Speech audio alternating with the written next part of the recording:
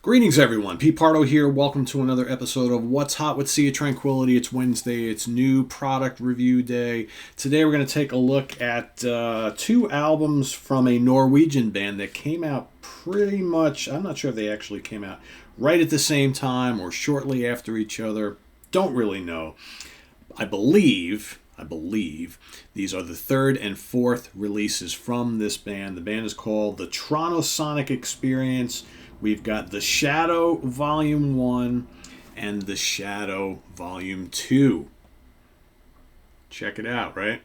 Kind of interesting covers on these, right? Pretty similar, different color combinations, slightly different textures and things like that, but otherwise, you got the two eyes. So this is an all instrumental band. I had, until Ken Golden from In the Prog Seat, owner of the Laser's Edge, told me about this band and these releases, I would have never heard about them, I don't think. But they are on Apollon Records, which is a pretty cool up and coming label. It's got a lot of interesting Scandinavian, mostly prog bands, right, and some fusion stuff. But these kind of came out pretty quietly. Like I said, I hadn't heard about them. It's not like I've kept up with all the Apollon stuff. We do get them. Apollon, not really quite sure how they say that. They do send us the majority of their releases, but there's so many of them, I don't always get the chance to check them out. So in this band, we have, let's see, we've got, and I hope I pronounced these correctly, Ole Jorgen Bardal on tenor saxophone. We've got Oyvind Naipan on guitars and soundscapes. You've got Per Harald Ottesen on bass, lap steel guitar, and electronics. You got Jan Inge Nilsson on drums and percussion. And I believe that's the same lineup on all of them. Yes, and on both of these albums. Yes, indeed. So as far so these albums were recorded, let's see, late December 2019 was Volume 1. Volume 2 was recorded, right around the same time. So again, I'm not really even sure when these were released because there's no dates on these at all. But Ken got them recently, so I don't know, maybe these were recorded in 2019, not released till now, maybe released in 2020, 2021. I don't know. All I know is I've got them now. And they're fairly new. My guess is plenty of you have never heard these before. What does this band sound like? And both of these are, this is barely over an hour's worth of music between the two. So Volume 1 is 30 minutes and Volume 2 is 34 minutes. So these are very brief, probably could have been released together on one album, would have made a lot of sense, but hey, I don't make these things up. So in some way, you may consider these two EPs, put them together, you got one full length, all instrumental. I don't know, when I listen to this, I don't really know how to classify them because it's like they've got jazz and jazz fusion, it's prog, it's avant-garde, it's like this weird collision of styles, but it really works for me.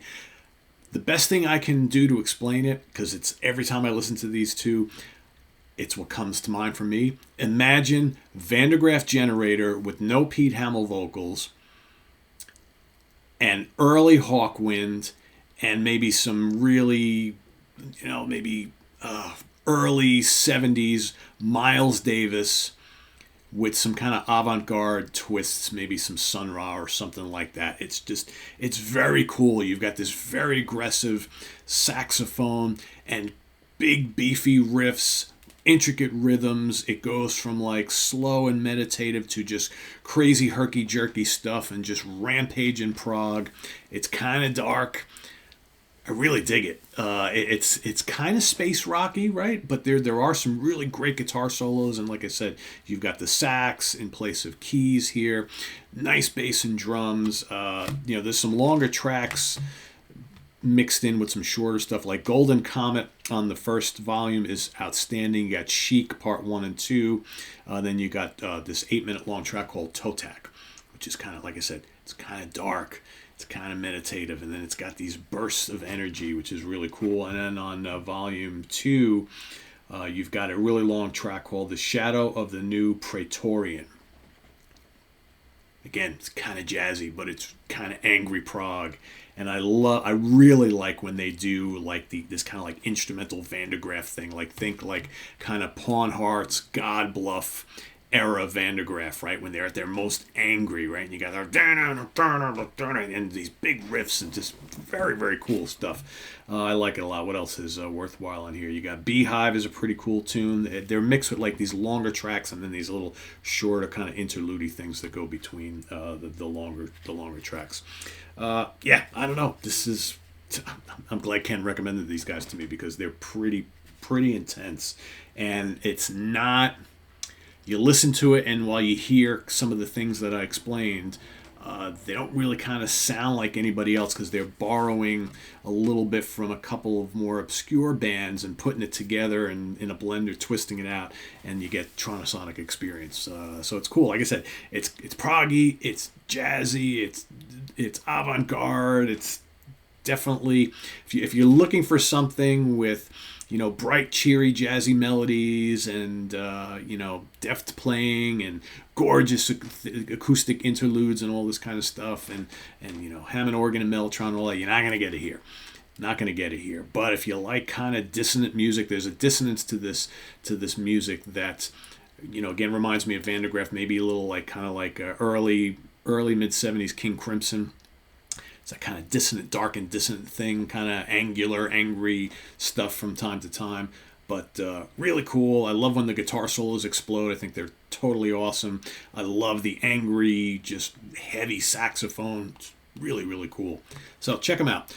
The Shadow, Volume 1 and Volume 2 from the Tronosonic Experience from Norway, out on Apollon, Apollon Records, Apollon, however they say it.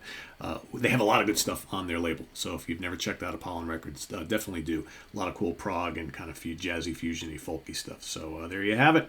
Check them out and visit us on the web at www.seaoftranquility.org. We're on Facebook. We're on Twitter. Of course, we are on YouTube all the damn time. If you want to go order these up, like I said, Ken Golden has them over on lasercd.com. He's got plenty of them in stock, so go check it out and hear for yourself what I'm talking about here. But you can also, like I said, go on to, I think Apollon has a Bandcamp page as well. You can probably go check these out online. So thanks for watching. Please click that like button and click on the subscribe button if you haven't already, and the notification bell, because this way you get notified every time we post a new video here on the channel, although we are pretty predictable with what we do each and every day, so it should be no surprise to folks when we're putting videos out on what specific show that we do here on the channel. So what do we got coming up?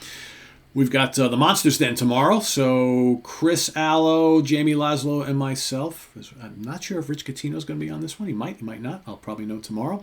But we are doing a fun show about sequels, horror, fantasy, sci-fi sequels that are better than the original film. All right, so that's coming up tomorrow. Friday morning at the Funhouse, Martin Popoff and I are going to be revisiting some of our favorite obscure albums. So that's happening on Friday. Saturday, we've got the UK Connection with Simon Bray and Stephen Reed. We're going to be talking about our favorite and least favorite Iron Maiden albums, along with that wild card, right? That's what we do on the UK Connection. Iron Maiden is the band we're going to be tackling on Saturday.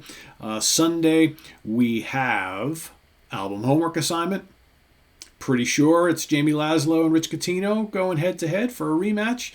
That's coming up this Sunday. And then we start it all over again with the Hudson Valley Squares as we revisit for the last time here for a bit our Album War series. For 1992, we've got Alice in Chains going up against Danzig. That's happening on Monday night. So stay tuned for that and lots more here on the channel. Please subscribe, like I said, if you haven't already, and click on that notification bell. And we'll see you real soon here with more stuff. I am Pete Pardo. Thanks for watching. Bye-bye.